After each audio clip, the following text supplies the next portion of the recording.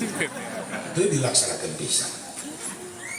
Barang datang waktu lohor, ibu-ibu kadon molor, nepi ka teu salat lohor, nu kitu ibu sakalor. Barang datang waktu asar, pemuda kalah ngagitar, nepi ka teu salat asar, nu kitu jalma kasasar.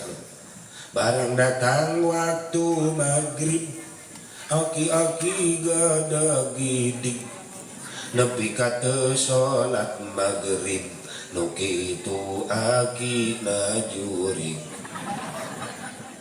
Barang datang waktu isya, parawan kalah ngagaya, nepi ka teu salat isya, nu kitu kabogoh uya.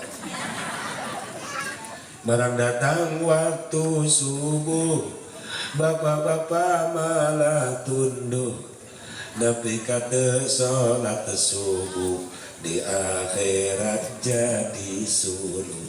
Naudzubillah.